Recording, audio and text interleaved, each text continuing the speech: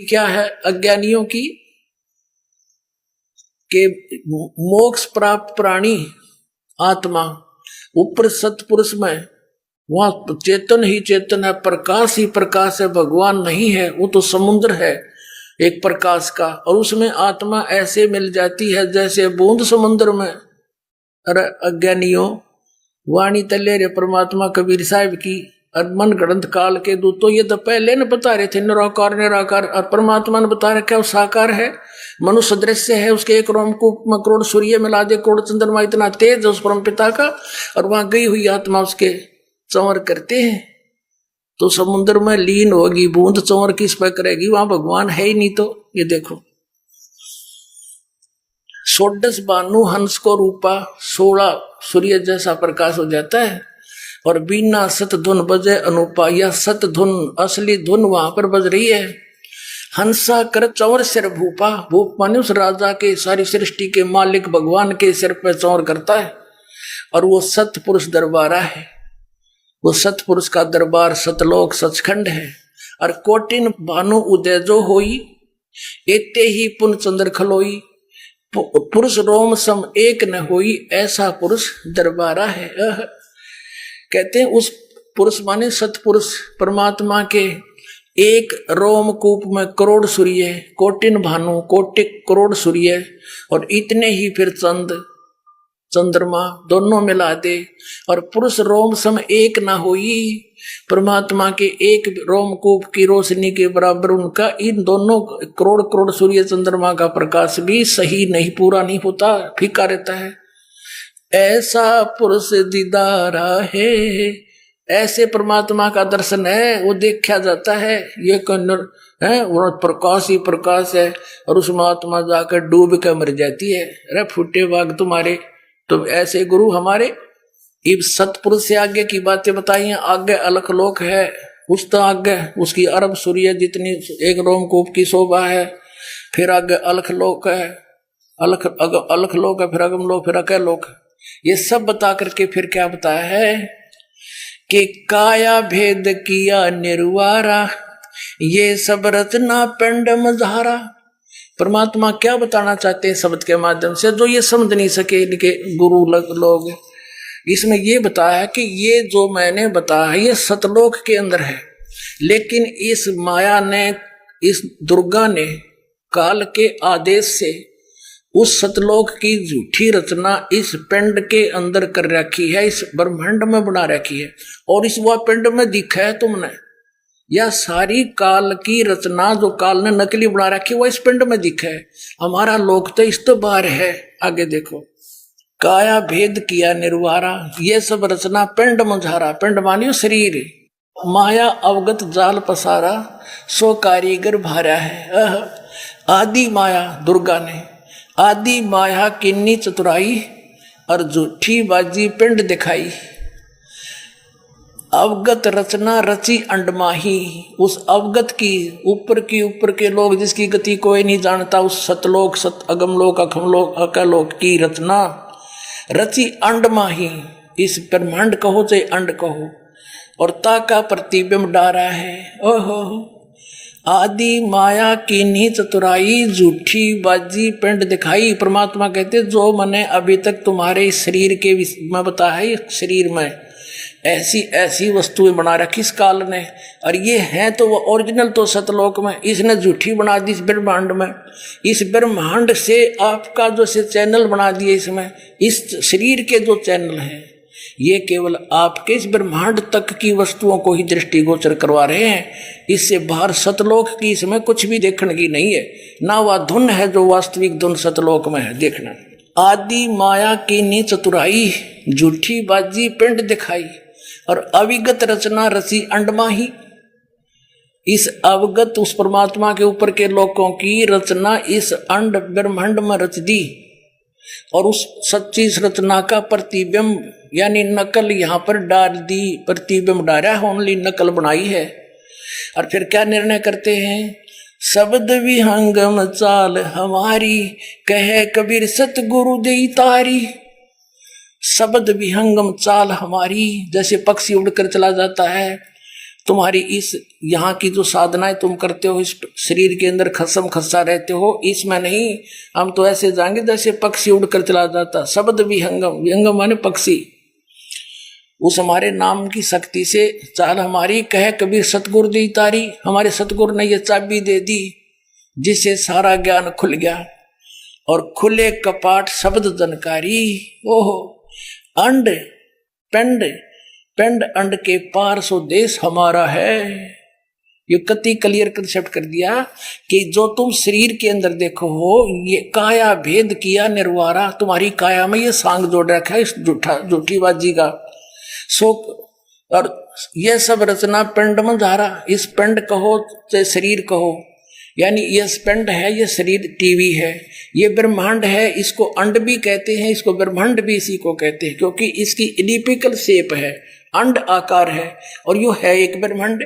उसके अंदर पूरे उस परमात्मा की सारी रचना इस ब्रह्मांड में रच दी उसने।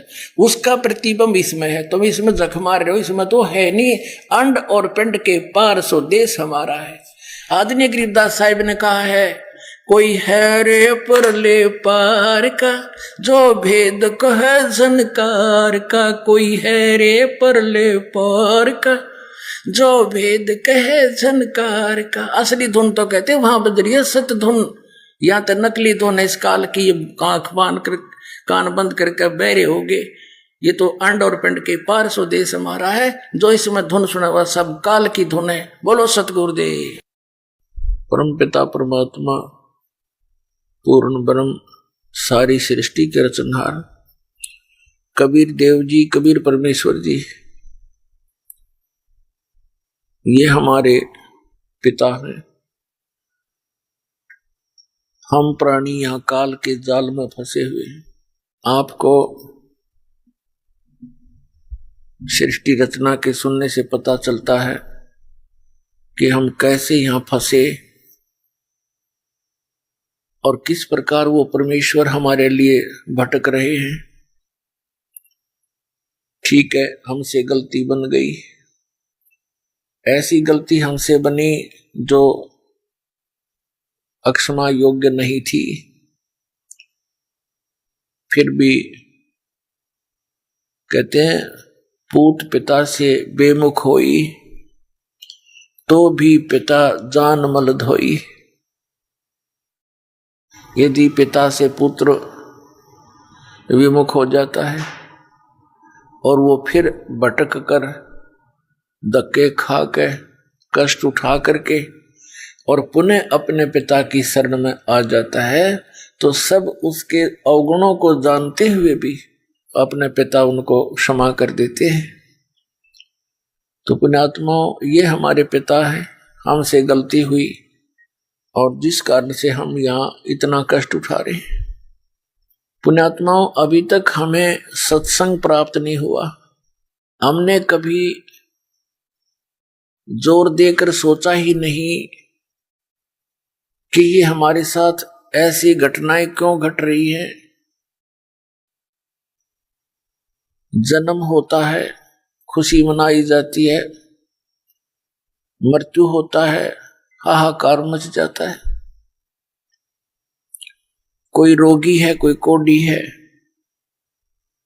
किसी का अंग भंग है, कोई व्यवसाय के कारण कष्ट में है, कोई धन अधिक होने से दुखी, कोई धन के बिना दुखी, कोई संतान से दुखी, कोई संतान के बिना दुखी।